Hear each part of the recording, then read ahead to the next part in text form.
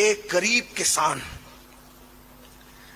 کسان میرے غریب نواز کے پاس آیا اور وہ غریب کسان کہنے لگا سرکار بادشاہ کے کارندوں نے میری زمین پہ ٹیکس سے زیادہ لگا دیا، میں غریب بھر نہیں سکتا،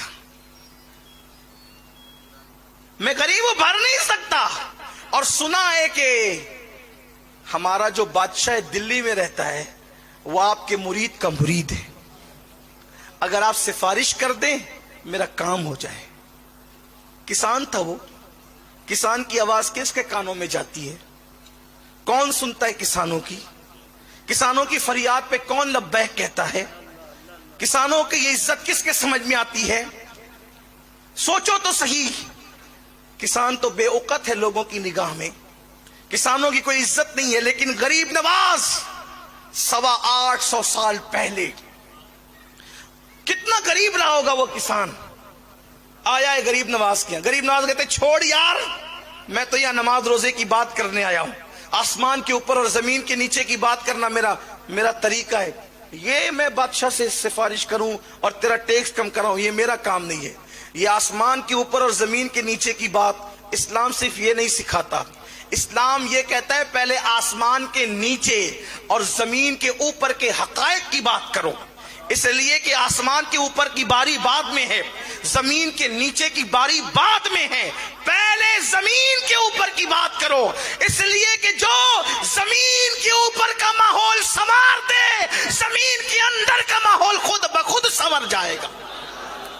پہلے اوپر سنوارو، قرآن نے بھی کہا ربنا آتنا فی الدنیا، اسلام پہلے دنیا کی بات کرتا ہے۔ نہیں ہم اللہ والے لوگ ہیں، ہم تو کسی کی سفارش بھی نہیں کر سکتے، تو یہ اللہ والے ایسے نہیں ہوتے، اللہ والے ایسے نہیں ہوتے، اللہ والے ایسے ہوتے ہیں جن کا ذکر ہو رہا ہے، جن پر اللہ کا رنگ چڑھتا ہے۔ کسان آ رہا ہے غریب نواز کے پاس، میں سوچتا ہوں آج آپ میری بات سن کر آپ بھی سوچیں گے کہ غریب نواز آج اگر زمین کے اندر کی بجائے زمین کے اوپر ہوتے اور شاید ماحول کچھ اور ہوتا، ماحول کچھ اور ہوتا۔ خواجہ کا ہندوستان ہے یہ، ہندوستان کے راجہ غریب نواز، روحانیت کا تاجدار، دلوں پہ حکومت کرنے والا۔ یاد رکھنا سروں پہ حکومت کرنے والا حاکم نہیں ہوتا، دلوں پہ حکومت کرنے والا حاکم ہوتا ہے۔ ہاں اس لیے کہ سر تو چٹیل پہاڑوں کی طرح ہوتے ہیں، بادشاہ کا تخت پہاڑ نہیں بنا کرتے، بادشاہ کا تخت تو اللہ اکبر بالکل سڈول، بالکل مربع نما، بالکل بچھی ہوئی چٹائی کی طرح تخت ہوتے ہیں۔ قدرت نے دل کے فرش کو مثل تخت بنا کر بتایا ہے، اس کے لیے بھی کچھ حاکم ہوں گے، اور وہ کون ہے جو اپنے اخلاق سے، اپنے کردار سے، اپنی محبتوں سے، اپنی الفت سے، اپنی خوبصورت گفتگو سے، اپنے خوبصورت لب و لہجے سے جو دلوں پہ حکومت کرے، وہ اصل حاکم ہے۔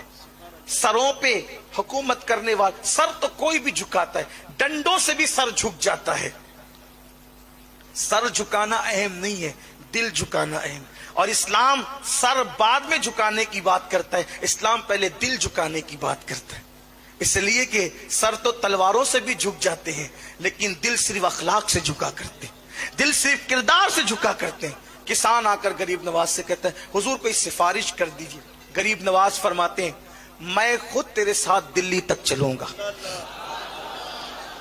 غریب نواز اس کسان سے کہتے ہیں، یہ 850 سال پہلے کی بات ہے، اس کا آپ ذہن میں تصور رکھیے گا اور اس کو آپ خیال رکھیے گا، سننے والے موجودین بھی اور غائبین بھی، کہ یہ بات 850 سال پہلے کی ہے کہ سرکار غریب نواز کے پاس کسان آیا اجمیر مقدس میں کہ بادشاہ کے کارندوں نے ظلم کیا کسان پر۔ غریب نواز سے کہا سفارش کر دے، فرمایا میں خود چلوں گا، کوئی لیٹر نہیں دیا جائے گا، کوئی خط نہیں دیا جائے گا، کوئی کاغذ کا ٹکڑا لکھ کر نہیں دیا جائے گا، میں خود تیرے ساتھ چلوں گا۔ اور ہند کی تاریخ، اکھنڈ بھارت کی تاریخ گواہ ہے کہ ایک غریب کسان کے لیے میرے خواجہ اجمیر مقدس سے دلی تک کا سفر اس کے ساتھ کرتے ہیں۔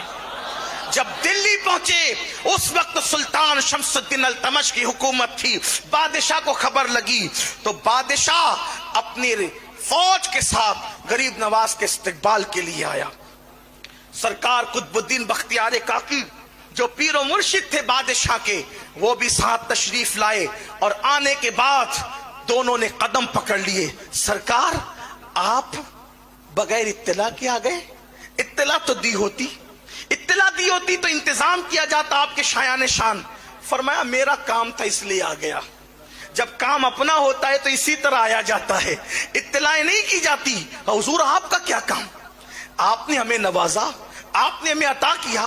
جو سب رانائیاں ہیں, جو سب عیش و عشرت ہے, سب آپ کی دعاؤں کی برکت ہے. حکومت آپ کی دعاؤں کی برکت, سلطنت آپ کی دعاؤں کی برکت, ناز و نم آپ کی دعاؤں کی برکت, سب تو آپ کی دعاؤں کی برکت سے ہے.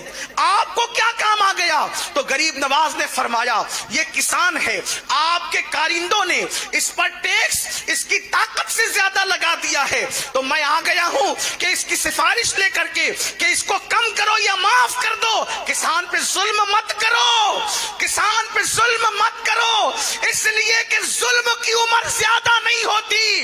ہر ظالم کو اس کے ظلم کا مزہ چکھایا جاتا ہے. بادشاہ نے کہا حضور معاف کر دے, مجھے پتا نہیں تھا یہ کارندوں کی, سپاہیوں کی یا وہاں کے لوگوں کی ناکارگی کی وجہ سے ہوا ہے, لیکن حضور یہ ٹیکس تو معاف کیا جائے گا, مسئلہ حل کر دیا جائے گا کیونکہ آپ تشریف لائے ہیں.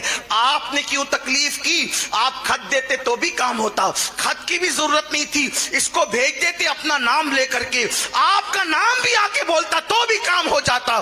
غریب نواز فرماتے ہیں مجھے بھی پتا تھا کہ میرے نام سے بھی اس کا کام ہو جاتا, لیکن اس کے ساتھ چل کر قدم با قدم اس لیے آیا ہوں کہ اس کا کام تو یوں بھی ہو جاتا, لیکن ہر قدم پر جو اس غریب کو خوشی مل رہی تھی وہ خوشی کہاں ملتی. اور میرے نانا مصطفیٰ جان رحمت کا فرمان ہے جو کسی کا دل خوش کر دے اللہ بھی اس سے خوش ہو جاتا ہے. نعرہ